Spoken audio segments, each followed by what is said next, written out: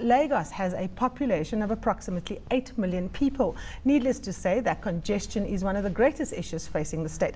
Joining us now from Lagos to discuss solution to transport infrastructure and investment opportunities is Kayode Opeifa, Commissioner for Transport for Lagos State.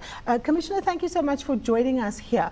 Now, we spoke last to another member of Lagos State and talking about the issues around transport. And one of the big questions, of course, is cost factors. How do you attract the private sector to invest in transport, given that this is quite, a costly business? The business environment in Lagos is very favorable. We have an office of public-private partnership with the Director General being a cabinet-ranking personality. We also have in place a law on the public-private partnership, and the law details in full details all you need to do and the dispute resolution procedures. So we are a city-state centered around the rule of law, and for every processes we embark on, we create the appropriate structure and the legal framework, and that creates a conducive business environment for the private sector to take advantage of. Now, we've seen last year that the traffic recorded something like 619 road accidents between January and October. What are you doing to ensure that when these constructions happen, that safety is in fact key and that people's lives are not at risk? If you look at those figures, you're looking just in the absolute figure. Lagos has a population of over 21 million people. We have over 224 vehicles per kilometer of roadway.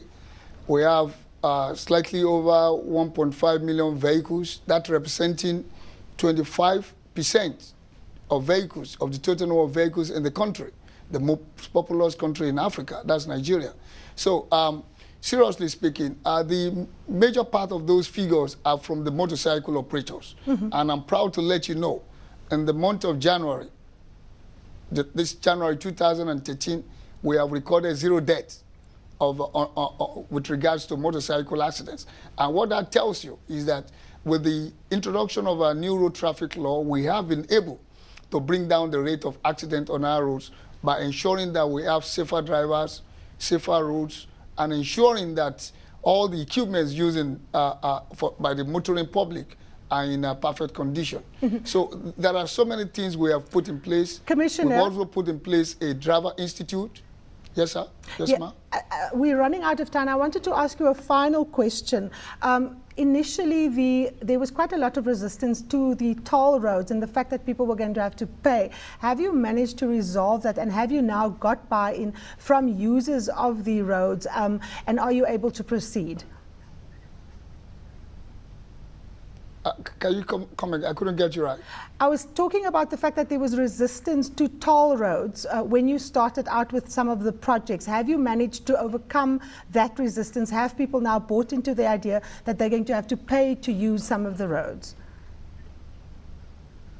Okay, like I said earlier, the major strategy of our public transportation system is based on the provision of a safe, reliable, efficient, and a sustainable integrated intermodal transport system. That is, we now interlink the numerous water resources available with our road network, and with the rail system we are working on now, we have been able to redistribute the opportunities available through the multimodal nature of the public transportation system.